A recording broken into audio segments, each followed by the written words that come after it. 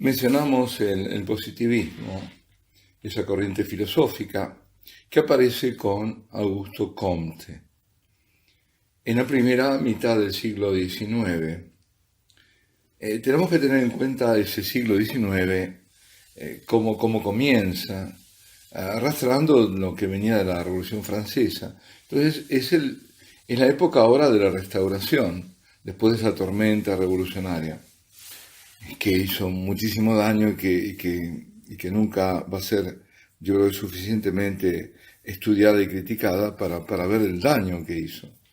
Basta pensar en el genocidio tremendo que quedó oculto, porque claro, como pasó con los católicos, entonces nadie lo menciona, nosotros tampoco somos capaces de recordar lo que pasó en la Bandea, ¿no?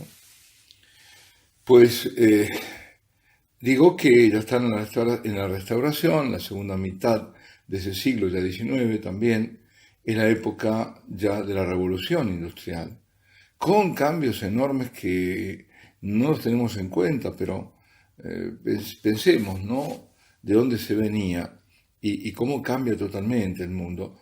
Y además, ya en el último cuarto, digamos, bueno, después de la guerra de Crimea, de la franco-prusiana, viene un periodo de paz.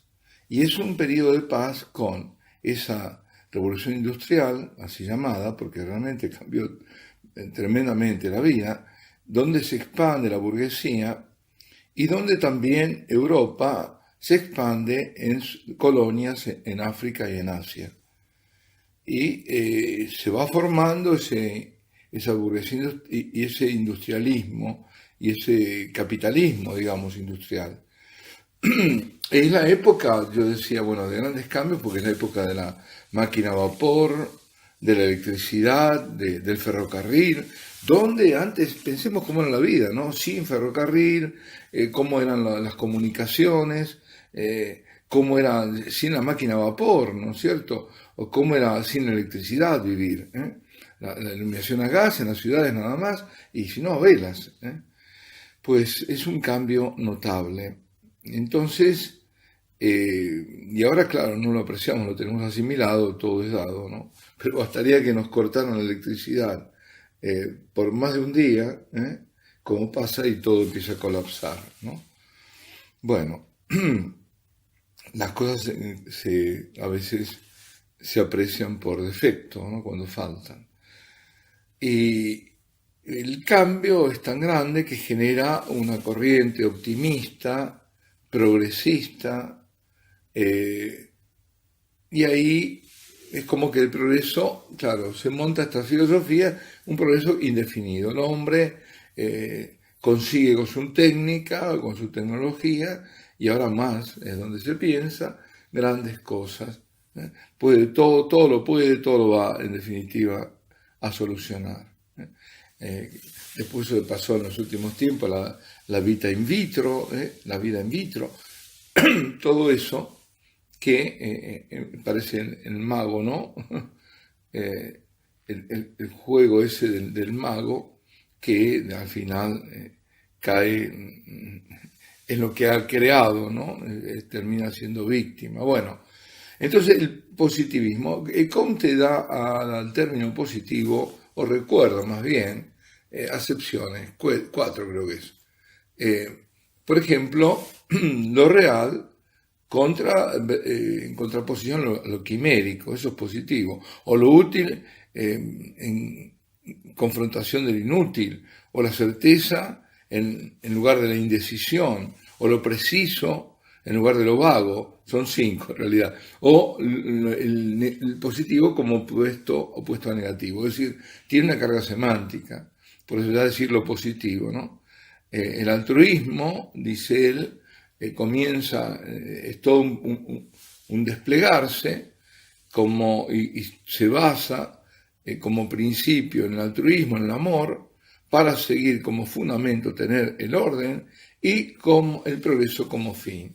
De ahí viene, decíamos, aquello de orden y progreso, la bandera brasilera. Es decir, la finalidad es el progreso. Es decir, el progreso tiene un valor en sí mismo y es un progreso, como decía, indefinido. Y esto lo describe en esa filosofía, diciendo que hay una ley fundamental. Y para este Comte, esa ley cumple, digamos, tres condiciones teóricas.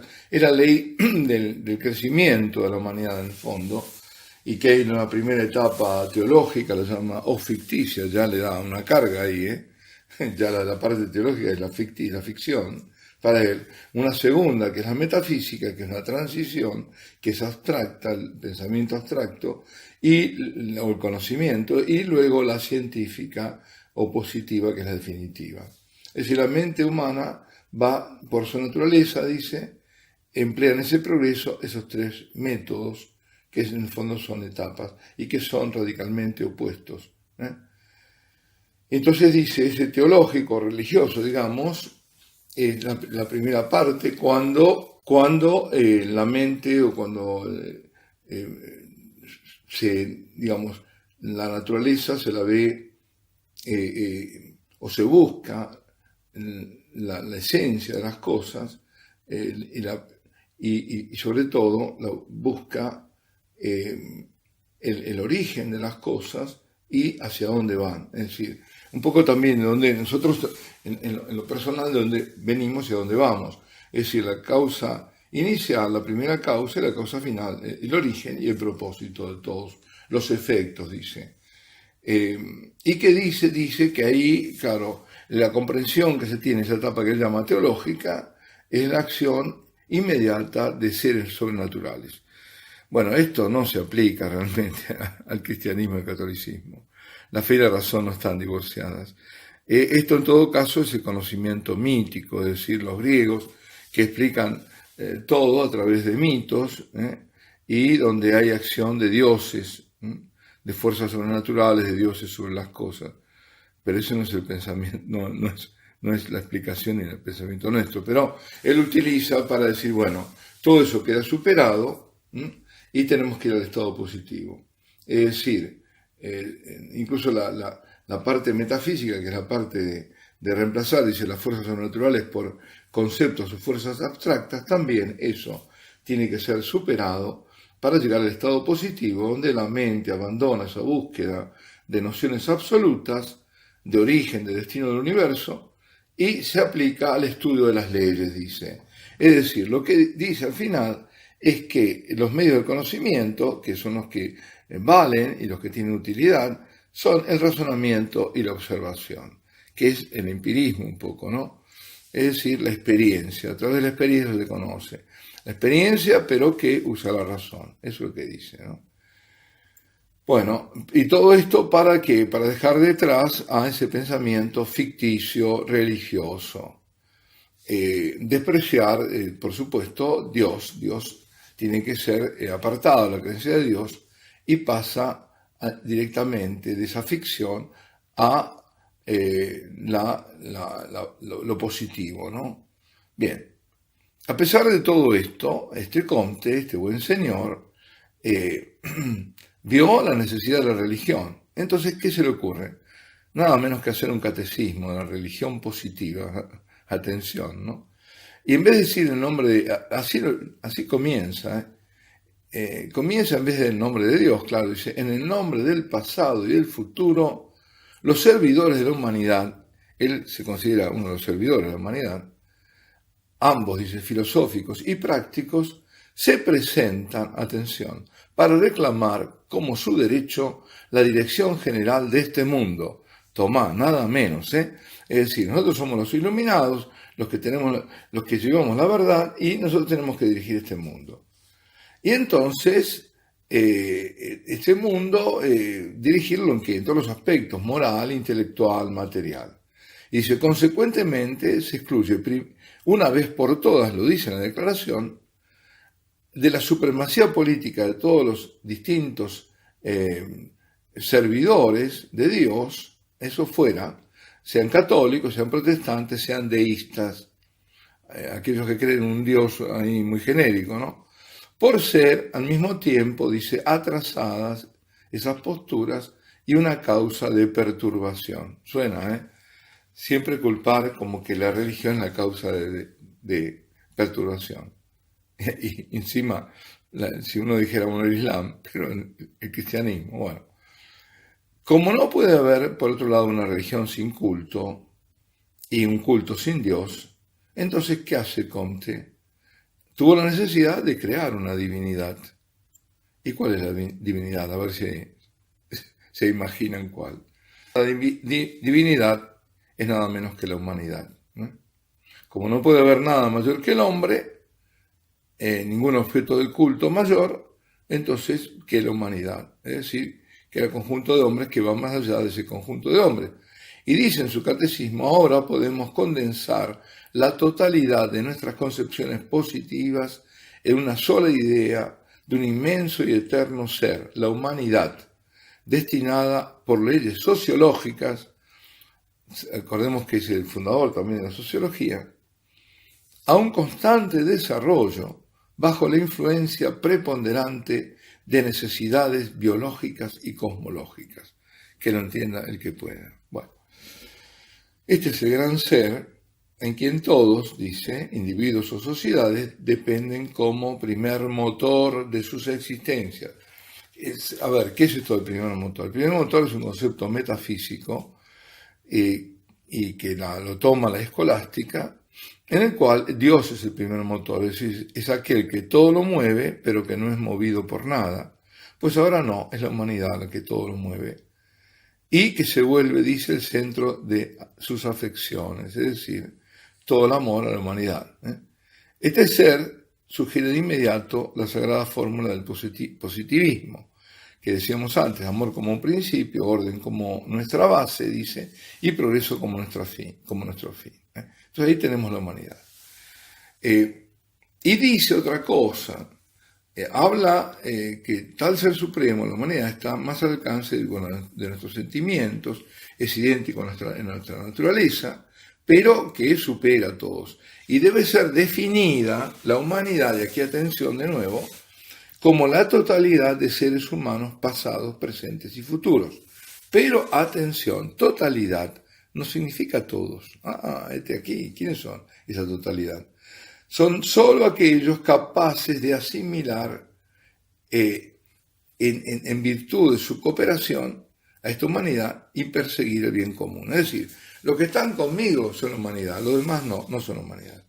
Es decir, quedan los demás excluidos y luego desprecia como parásitos y como una carga insoportable a los no asimilados a ese verdadero gran ser que es la humanidad. O crees en la humanidad o fuera. Esto a mí me recuerda lamentablemente la declaración de Abu Dhabi, y lo voy a decir más de una vez, donde dice creemos en la humanidad universal, sí, creemos en la humanidad.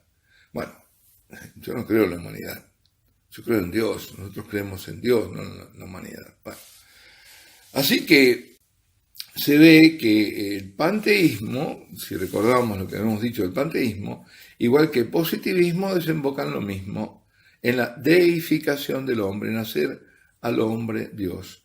Es decir, se rechaza al Dios hecho hombre para hacer del hombre Dios, para volver al pecado adámico, seréis como dioses. Esto es lo que tenemos.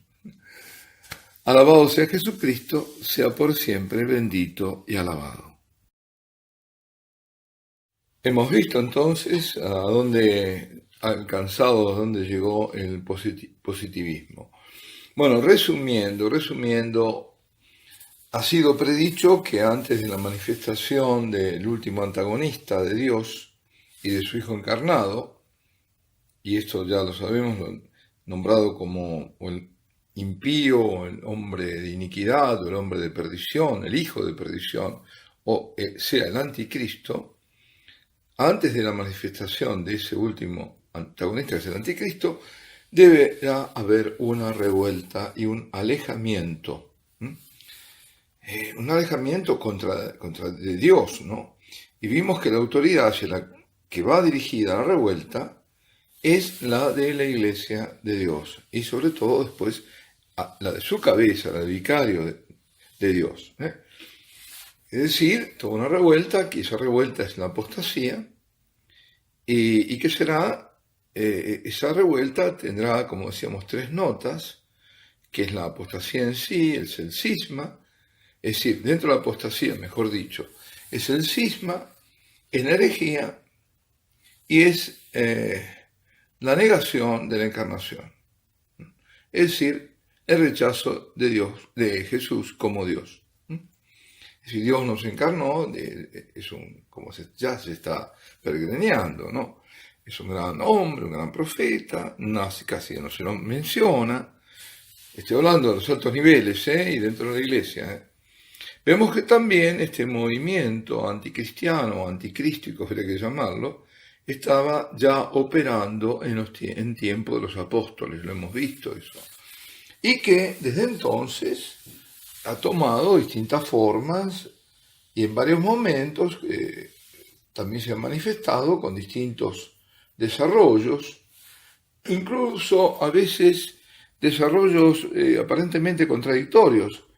Sí, contradictorios sí, pero no obstante, siempre es uno y el mismo el principio, es un idéntico principio, un antagonismo a la encarnación del verbo y a la iglesia, el antagonismo a la iglesia.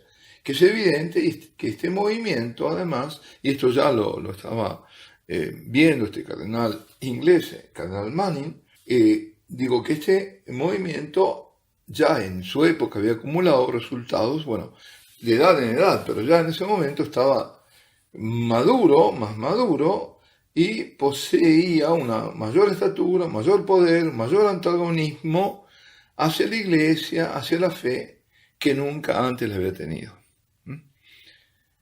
Ahora, fijémonos, no, esto lo está diciendo él en la última parte del siglo XIX, en el último tercio. ¿Cómo está la situación ahora? Muchísimo más fuerte, casi, que uno ve que todo este movimiento se considera ya a sí mismo como victorioso. Se tenía esa imagen, ¿no?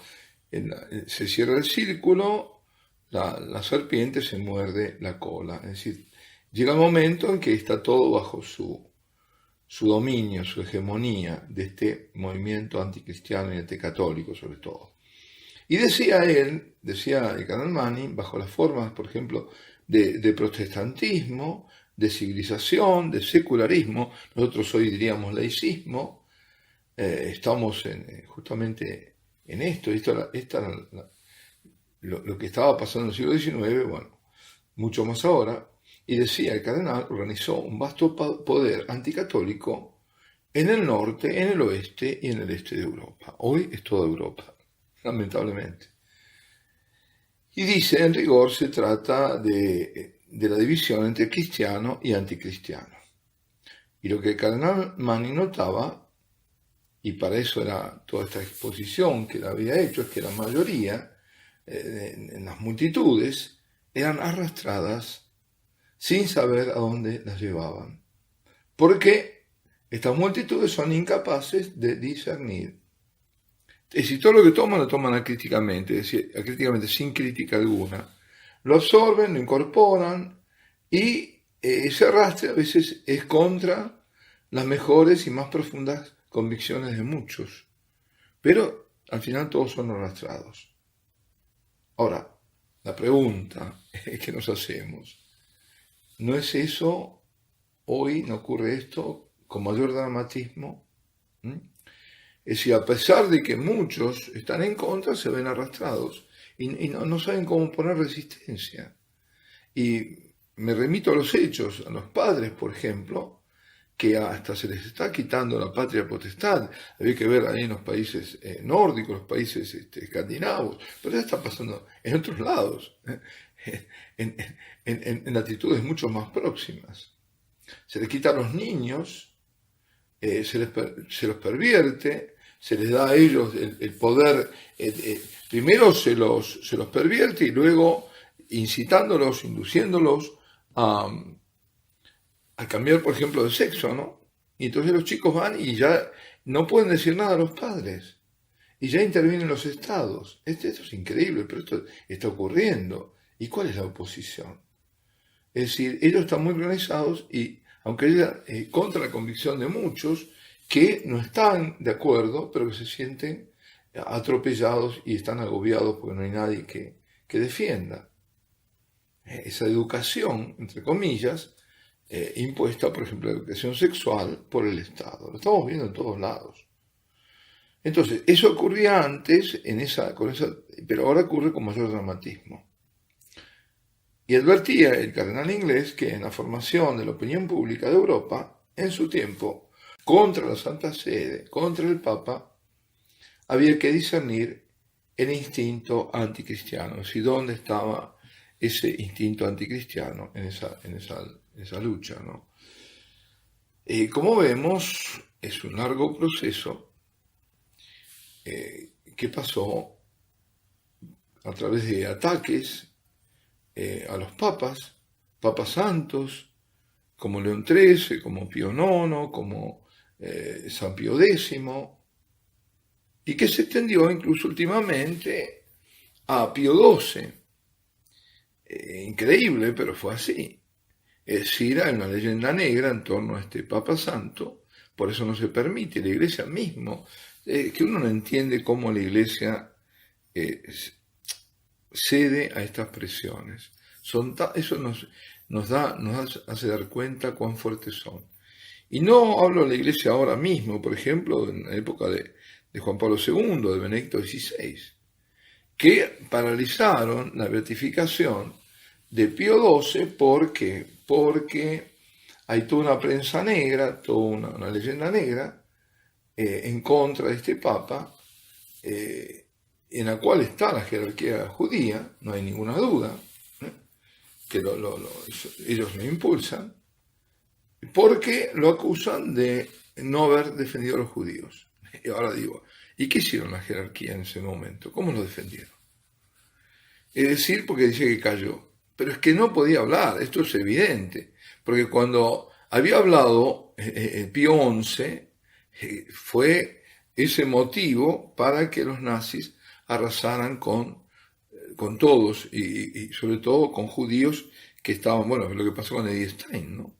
En Holanda, a perseguir a los que ya eran católicos. Entonces el Papa tenía que ser muy prudente, pero el Papa hizo muchísimo, y la pauta está, la prueba la da, que este Papa Santo Pío XII, nada menos que Golda Meir, una figura clave del sionismo, en su tiempo viaja a Roma para agradecer al Papa por todo lo que había hecho por los judíos para salvarlos. Y está comprobado. Es decir, entonces es una canallada, es una calumnia enorme contra un Papa Santo que no solo no hizo vista gorda, sino que hizo de todo, hizo abrir todos los conventos y todo en forma secreta para que alojaran a los judíos y para salvarlos de la muerte, que seguramente iban a la muerte, ¿no es cierto? Pues esto es entonces todo ese espíritu anticristiano en el fondo. Y decía el cardenal Manning, las revoluciones en Italia, apoyadas por el espíritu anticatólico, se refería a las impulsadas por la masonería, ¿no? En las sectas diversas, ahí estaban los carbonarios y otros, y por la política de Inglaterra, decía, le están cumpliendo las profecías y confirmando nuestra fe de paso. Y seguía, decía, parece inevitable que la enemistad de todas las naciones separadas de la unidad católica y penetradas por el espíritu de la Reforma, es decir, por el espíritu del juicio privado, cuando hacíamos el libre examen, ¿no? Opuesto a la voz divina de la Iglesia, es decir, yo soy el que opino, para mí esta es lo que la fe y las reglas de la fe la da mi opinión y mi libertad de conciencia, y no me tengo que atener a lo que me diga la Iglesia. Cuando la Iglesia no habla por sí misma, sino que es la voz de Dios, a través de la voz de Dios, del magisterio vivo, y por el descreimiento, decía, que ha desterrado la presencia eucarística del Verbo encarnado, debería concentrarse entonces esa lucha, después de haber debilitado todo esto, de este espíritu de la Reforma, concentrarse esta guerra más que lucha sobre la persona del vicario representante de Jesús, el Papa. Es decir, que todo este embate al final donde termina, contra el Papa, contra el Papa. A quien quiera quitar es al Papa, hay que sacárselo del medio. Ahí está el catejo, ahí está el que lo impide. Vamos a la cúspide, es decir, la iglesia, pero hay que ir a la cabeza. ¿Quién es el Papa? Por ejemplo, hemos visto, ¿no?, los ataques despiadados que ha debido sufrir Benedicto XVI hasta el último momento. Y no me refiero solo a Batilix, nada más, no, mucho más. La prensa despiadada, cualquier cosa que decía el Papa era absolutamente en contra, pero lo peor era adentro. Adentro, la traición interna, todo lo que han hecho, es impresionante, algún día se sabrá. Pero esta lucha hay que verlo porque es la lucha contra, es para quitar al que le impide que se manifieste este misterio de iniquidad en la persona del anticristo. Porque el cuerpo de Cristo, el cuerpo místico, es la Iglesia, que es el solo testigo de la encarnación y de todos sus misterios de gracia y de verdad. Y esta es la única santa, católica y romana Iglesia. Ahí el sumo pontífice, que es su cabeza visible. Es decir, en palabras de la Sagrada Escritura, son los dos misterios que se oponen, de devoción a Dios y el misterio de la iniquidad. Y todo es arrojado a la luz de los dos últimos poderes que dividen los destinos de los hombres. Aquí está. El conflicto es un simple antagonismo entre Cristo y el anticristo. Y los hombres eligen sus principios, o los acontecimientos los eligen por ellos, y ellos, los hombres, derivan inconscientemente en las corrientes de las que no son realmente conscientes, terminan ahí siendo arrastrados. La teoría que la política y la religión tienen esferas diferentes es una ilusión y es una trampa, no es así. Porque la historia solo puede ser leída a la luz de la fe, y el presente solo puede interpretarse por la luz de la revelación, porque por encima de las voluntades humanas que están ahora en conflicto, está la voluntad soberana y divina que conduce todas las cosas para alcanzar su meta perfecta. Alabado sea Jesucristo, sea por siempre bendito y alabado. Bueno, quizás, aunque para mí es evidente, algunos se puedan preguntar por qué toda esta serie que tomamos como horma o seguimos más bien la huella del cardenal Manning. Bueno, para mostrar justamente que lo visto, lo analizado, lo predicho por este cardenal inglés, Henry Manning, está ante nosotros tal cual. Y esto lo he utilizado porque nos permite ver con objetividad el presente. Está dicho antes, entonces no está condicionado por el presente. Porque si analizáramos el presente desde el mismo presente, se podría creer que hay parcialidad. En cambio, esto nos da una, digamos, no podemos decir seguridad, ¿no? Porque siempre hay una subjetividad, pero nos da un criterio mayor de parcialidad. Aquí estamos viviendo en aquello que Juan Pablo II, cuando todavía no era siquiera Juan Pablo II, era creo el cardenal Wojtyła, antes de ser papa, decía, y que se está mostrando en la Iglesia en confrontación con la anti-Iglesia. ¿Quién es la anti-Iglesia? ¿Cuál es? Es la que pretende ser la nueva Iglesia. y esa que pretende además, y que lo dice, ¿no?, llegar hasta las últimas consecuencias, el Concilio Vaticano II. Esta nueva iglesia, esta antiiglesia, tiene como madre el modernismo, de ahí viene todo, que hemos comentado, ¿no?, ya del siglo XIX, comienza todo esto. La nueva iglesia que persigue imponer cierta, digamos, lo que ellos, algunos de ellos, habían comenzado en el Concilio Vaticano II, y que le dio base, sobre todo teórica y teológica, sobre todo Karl Rahner, y también participaron como peritos que asistían los obispos, que fue realmente el concilio de esos peritos, ¿no?, que trastocaron todo y que eran la mayor parte de la Nouvelle Théologie, la nueva teología. Yves Congar, Chenu, Schillebeck, etc. También estaba el joven Ratzinger, que era también, hay que decirlo, era de corte más bien progresista, después cambió. Y esto lo presentaba justamente el Papa Ratzinger como los de la hermenéutica de la ruptura. ¿Qué es la hermenéutica? Es la interpretación. La interpretación que hacen del Concilio Vaticano II es que rompe con la Iglesia preconciliar. Es decir, a partir del Concilio Vaticano II, según esta gente, estos que digo, Rahner, Congar, todos ellos, deben hacer una nueva iglesia, que es la antiiglesia. Y del otro lado están los de la hermenéutica de la continuidad, los que interpretan que no, que esos cambios que se proponen no tienen que romper con toda la tradición bimilenaria de la iglesia, que es una misma iglesia. Y entre ellos, ¿quién está? Ratzinger, pero sobre todo la figura más importante es, por ejemplo, von Balthasar, Hans-Urs von Balthasar.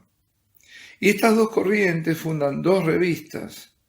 La revista Communio, donde está von Balthasar, donde está Ratzinger, donde, creo no equivocarme, estaba Henri de Lubac, un grande, ese muy bueno, era un poco de la Nouvelle Théologie, pero estaba en la línea correcta.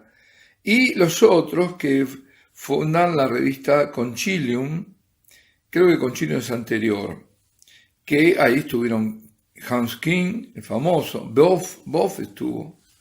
¿De dónde viene Boff? Estaba Congar, estaba Moltmann, estaba Schillebeck, estaba Metz. Y esa disputa entre teólogos se volvió una lucha entre dos concepciones antagónicas. Es decir, el tema va mucho más allá de latín sí o latín no, tradicionalistas o progresistas. No, es más profundo. Bueno, dicho sea de paso, a propósito del latín, al ser una lengua muerta, no admite cambios, porque ya está muerta, ya está fija. Todo está fijo. Entonces, por eso, utilizar el latín en liturgia tiene su importancia, porque no hay que estar cambiando, como se hace ahora, creo en otro audio lo digo, las traducciones y demás, para dar mejor interpretación. Con el tema de la mejor interpretación a veces sí, es verdad, pero a veces también se pueden colar otras cosas. La lengua vernácula exige esos cambios continuos para hacer el texto que sea mejor interpretado, bien digo, ¿no? Entendido, comprendido, en el momento. Ahora, la liturgia hemos visto, veremos o lo vemos, que es el principal campo de batalla de todo esto, porque está el adagio ese, lex orandi, lex credendi, es decir, lo que nosotros celebramos como culto tiene que ver con nuestra fe, ahí se refleja la fe, ahí. Porque nosotros debemos celebrar a nuestra fe, y al revés, lo que estamos celebrando está reflejando la fe que tenemos. Y el ejemplo, yo creo que más tremendo que está ante nuestros ojos, es nada menos que el tema de la comunión en la mano. Que no se trata si la mano es más digna que la boca, no pasa por ahí. Ni siquiera pasa porque las manos tienen que ser manos consagradas. Es cierto eso. Es decir, así como hay vasos consagrados, todo lo que es lo sacro tiene que estar consagrado, no se puede. Incluso el presbiterio es ese espacio que tienen que estar solamente los presbíteros y los que están sirviendo al altar y nadie más. No puede ser un vía va de gente, ¿no? Un trasiego de que no tiene nada que ver y que son... No, porque están, de cierta forma, están profanando. Lo sacro lo están haciendo profano, como si fuera un paso cualquiera. Esto dicho así, ¿no? Al caminar. Pero la comunión de mano va mucho más en lo profundo, porque si la comunión de mano y de pie lleva a no creer en la presencia real y del Señor en la Eucaristía. Y me remito a los resultados. La mayoría de la gente no cree en la presencia real. ¿Y cómo va a creer en la presencia real? ¿Cómo yo a Dios lo voy a tratar así? Es un gesto vulgar, ordinario, el de tomar con la mano, como yo tomo una galletita, lo que sea, y de pie. Ahí no hay ningún reflejo de la fe. La fe se refleja ¿en qué? En la postura de adoración, que desde siempre ha sido de rodillas, y recibiéndolo de una forma que no es vulgar, es decir, que no soy yo que me doy, porque la Eucaristía es un don que me viene dado, por lo tanto me es dado en la boca y no yo lo tomo con mis manos. Ahí está la clave de todo esto. Y ahí es donde se va formando sutilmente la antiiglesia. Y si la iglesia de Cristo, que es la de siempre, porque la verdad es inmutable, es el único impedimento, como decíamos, a la conquista universal del misterio de iniquidad, del mal, por ser un bastión inexpugnable, porque ahí lo dijo el Señor, sí, las puertas del infierno no prevalecerán sobre la iglesia. Entonces, la nueva iglesia sirve, esa antiiglesia, por lo contrario, sirve a los fines de esa universalidad, esa globalización de ese misterio de iniquidad. Por eso ahí está el anticristo también. Ahí está, ¿por qué el gobierno mundial? ¿Por qué el único gobierno? ¿Por qué es todo eso? Porque es el remedio de la verdad y la verdad de Cristo y de la iglesia. La unidad en Dios, la unidad en la verdad.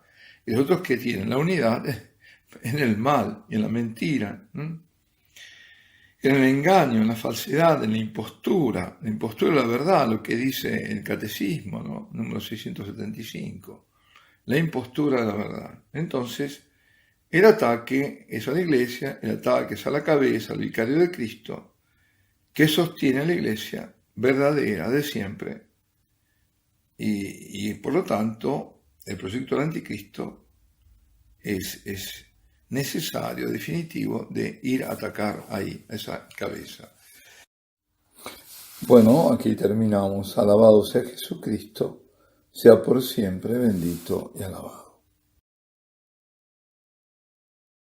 Creo que es útil para asentar las ideas, ¿no? Fijarlas, y para no marearnos, hacer una especie de repaso de resumen. Estamos diciendo que, hablando de la parusía, y viéndola como que lo que termina con el anticristo es la venida del Señor, es la parusía. Y también decíamos que antes de esa segunda venida había una serie de acontecimientos, no lo dijimos, no, he estado siguiendo al cardenal Manning, no están todos, pero están algunos muy importantes que nos hacen poner la mirada, ¿para qué nos sirve todo esto? Para lo que estamos viviendo hoy, ¿no? Nuestro tiempo, es nuestro tiempo. Primero, una revuelta antes de la segunda venida del Señor, y esa revuelta después la veríamos que tomó la forma de apostasía dentro de la iglesia. La manifestación de ese hombre impío, como lo llama o de iniquidad, o hijo de la perdición, como le llama la Escritura, y también anticristo, como le llama San Juan. Pero antes de manifestarse, tiene que desaparecer aquel o aquello que le impide manifestarse, que es muy conocido ahora por el nombre griego de catejón, el obstáculo que retiene la manifestación del anticristo. Es decir, en orden de circunstancias está la revuelta, está toda esta apostasía, hay un catejón que lo impide, y aquí, esto lo digo yo porque no está diciendo Manning todavía, por lo menos, se pensó que era, bueno, algo se dijo, como que era el imperio romano, cuando era confesional, que lo impedía. Después se ha dicho el papado, y yo creo y con otros creo, que particularmente es un papa determinado el que lo impide, no la institución del papado, porque como en todo esto veíamos que todo se personaliza. El anticristo, hay una época anticrística, pero después se concentra y se personaliza en uno, como una época mesiánica, pero Mesías hay uno, ¿no? Entonces, después de esto sí hay una manifestación del anticristo que ya está obrando, pero que no se manifiesta hasta que desaparece ese catejón, el obstáculo. Y después viene con todo su poder y una gran persecución a los cristianos, sobre todo a los católicos. Entonces, decíamos que esa revuelta, también esa apostasía, los, autores inspirados lo describían con distintas notas que caracterizaban la apostasía. Y la primera es el cisma. La otra era el rechazo de la autoridad, es decir, de la Iglesia y del vicario de Cristo. Y la tercera nota es la negación de la encarnación, es decir, negar de que Dios se hizo hombre. Bueno, después habíamos visto las consecuencias de todo esto y que lleva, en definitiva, a un punto que es hacer al hombre Dios, deificar, la deificación del hombre, de la humanidad, hacer que la humanidad, es decir, por un lado se rechaza al Dios hecho hombre y por otro lado el hombre se hace Dios. Y ese espíritu herético, esa deificación de la humanidad, se daba en dos formas, según Manning, el panteísmo, donde todo es Dios, y el positivismo o la religión positivista de Comte, como que era, según Comte, el paso mayor que podía dar la humanidad era llegar justamente al positivismo. Hoy diríamos cientificismo, racionalismo, en definitiva sobre todo progresismo, progresismo, porque lo que apunta es al progreso, como su fin. Entonces, hoy, ¿cómo lo podemos traducir? Hoy se amplió la base, porque vemos que está, el panteísmo, sí, y hay un nuevo paganismo, un neopaganismo, porque además es más difícil a veces la concepción de que todo es Dios, de hacer dioses a las distintas cosas. Y por de ahí viene el politeísmo. Entonces, otras cosas se me han dicho, pero bueno, no voy a seguir, digamos, con los detalles, porque si no nos perdemos. Los signos esos preparatorios, entonces, de esta manifestación del anticristo es la apostasía, la herejía, la negación de la encarnación, ese ambiente propicio que se hace a través del panteísmo, del positivismo como religión, y lo que hoy diríamos todo lo que significa hoy el modernismo, porque en eso estaba recién incipiente el modernismo cuando escribe esto Manning, pero por modernismo entendemos toda esa melange de racionalismo, de inmanentismo, es decir, no hay trascendencia, se niega la sobrenaturalidad, en el ámbito religioso se niegan los milagros, no hubo resurrección, todo es alegórico, hay un desprecio por la escolástica, por la filosofía, por la metafísica, se introduce la dialéctica hegeliana, donde todo es proceso y siempre hay una nueva superación. Por lo tanto, hay una negación de la verdad absoluta. Hoy estoy hablando, ¿no?, del bien absoluto, una negación por lo tanto, de los dogmas.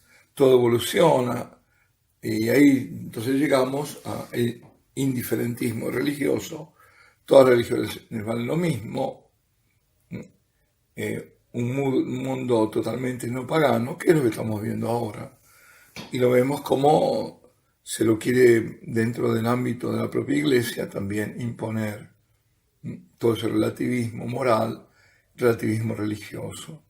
Hay distintos caminos de salvación, dicen, y nadie puede pretender tener la exclusividad de la verdad, y tolerancias de aquí y diálogos de allí. Es decir, lo curioso es que se rechaza lo sobrenatural, y esto ya en orden de las sociedades, pero se sigue lo preternatural. Hay un retorno a la magia en las sociedades, porque Dios no está presente, a los orientalismos de todo tipo, a esas concepciones de energía universal y de que hay que armonizarse con esa energía, que esa energía es Dios. Y ahí tenemos también metido el ecologismo, con su madre tierra y su Pachamama, y que esa tierra tiene su propia vida, y como que es un supraorganismo, y esoterismo de todos tipos en sociedades llamadas, digamos, entre comillas, avanzadas, ¿no? Todo esto, en definitiva, constituye un caldo fenomenal para la aparición del anticristo.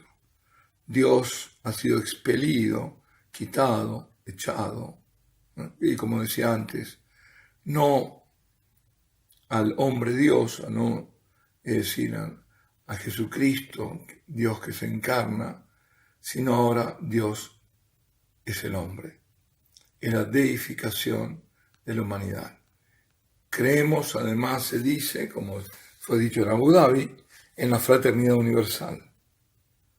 Eso imposible, nosotros creemos en Dios, no podemos creer en el hombre, ¿no? Pero eso forma parte de ese antropocentrismo, poner en el medio al hombre, desplazarlo a Dios, quitarlo a Dios del medio. Todo esto son pasos que inevitablemente desembocan en el anticristo. Entonces ahora vamos a seguir con otra serie, siempre dentro de lo que decía Carl Manning, que es nuestra guía, y nos despedimos. Alabado sea Jesucristo, sea por siempre bendito y alabado. Bueno, en el último audio hablábamos de Israel, que no se la puede comprender bajo ninguna categoría sociológica, racial. No lo decía antes, pero lo digo ahora, ¿no? Un poco como colofón, porque es un pueblo teológico. Es el pueblo de Dios, es el olivo. Nosotros, los que venimos del paganismo, somos el oliastro, el olivo salvaje, el que está injertado en el tronco del verdadero olivo, que es Israel. Y por eso advertía San Pablo no engreírse, ¿no? Porque si hizo con Israel, bien lo puedo hacer contigo. Entonces, y además hay un misterio, todo el misterio judío, que se va, no es, ya lo dirá después Carl Manning, como que es un pueblo que no está agotado, todo lo contrario, tiene un papel importante en la historia.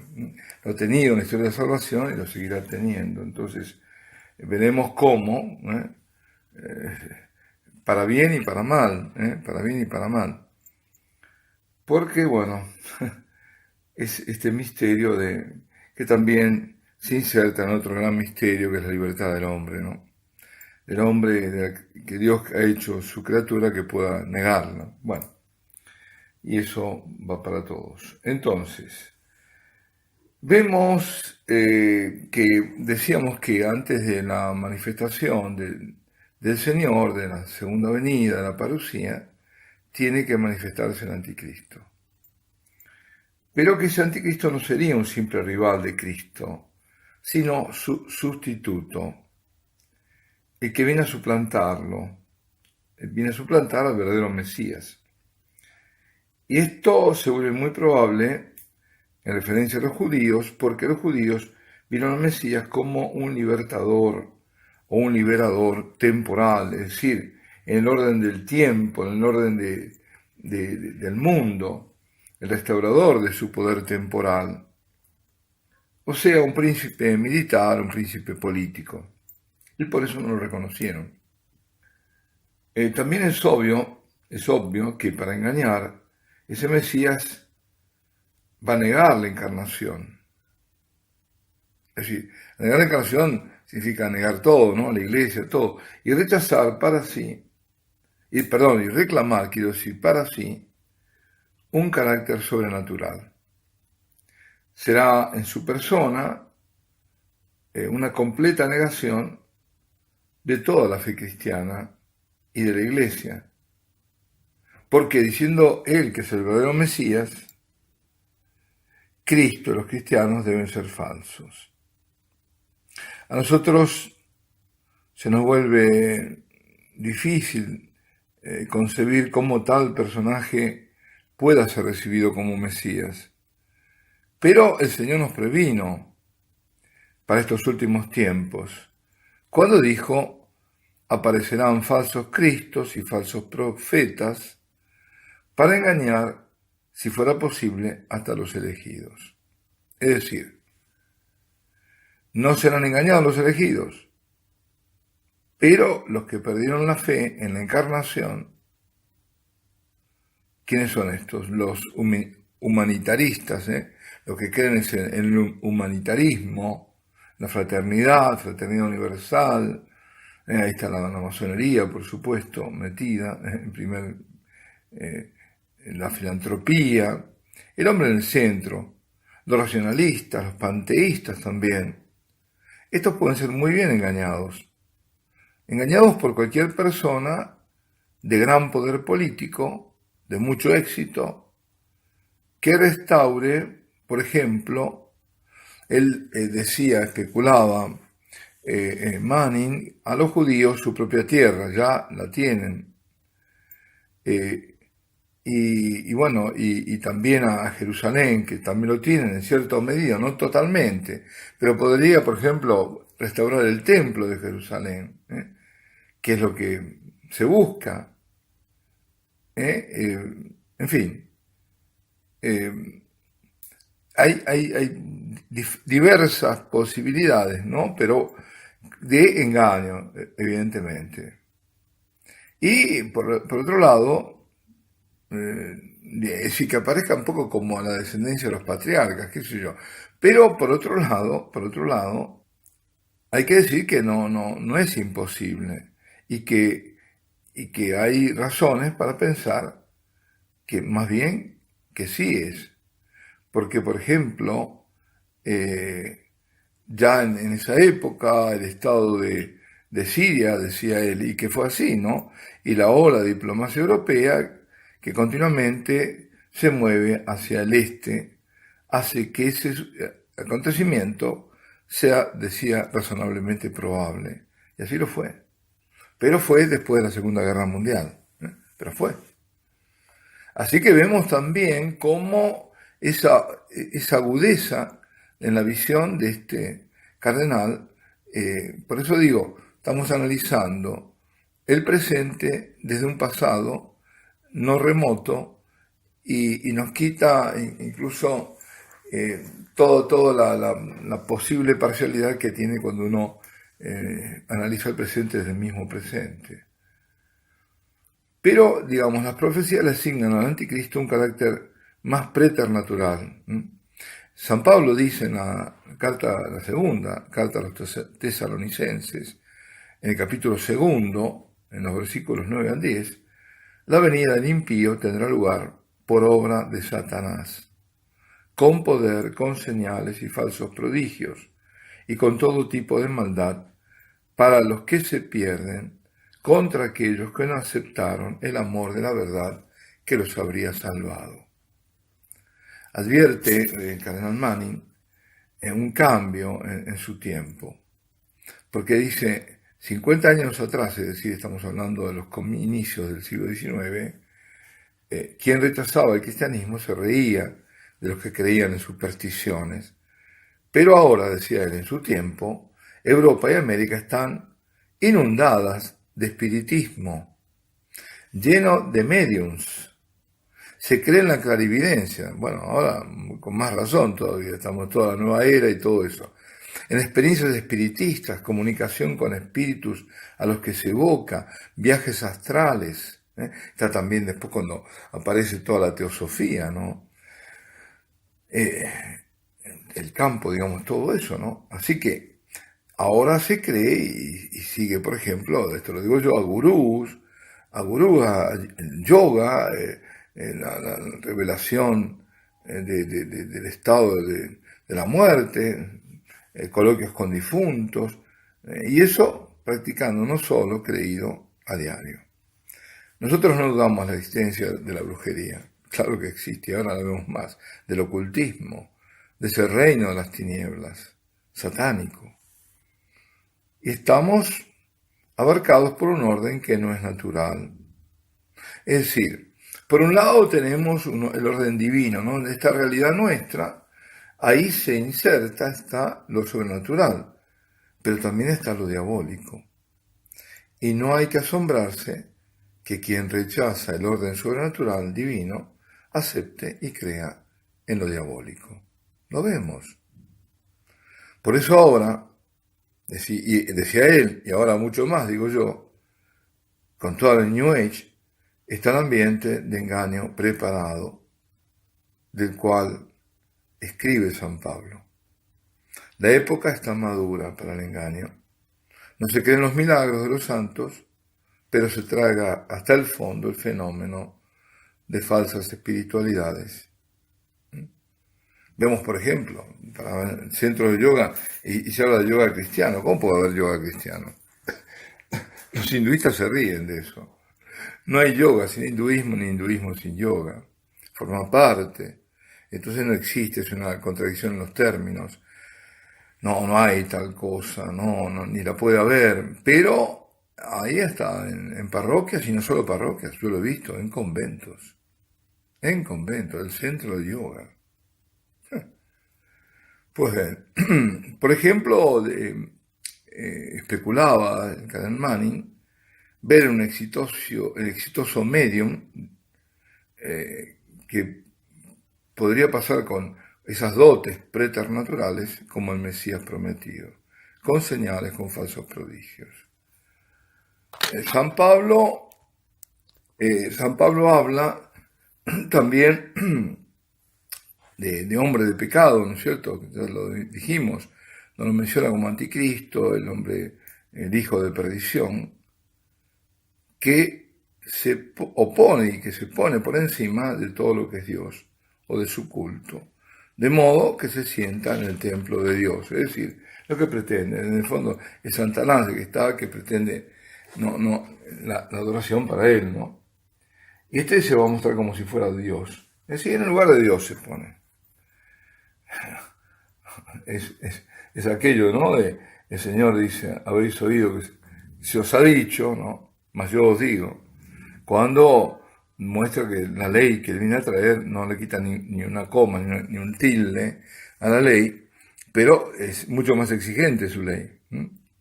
Yo os digo, si no cometerás adulterio, pero que mira una mujer bueno, todo eso, ¿no? Con ese comete adulterio en su corazón, ¿no? Bueno.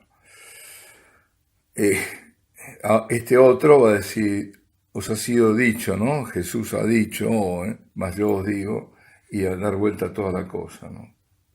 Entonces, bueno, los padres interpretaron que reclamará este anticristo honores divinos y esto dice en el templo de Jerusalén. Por eso la especulación podría ser que devolviera el templo de Jerusalén.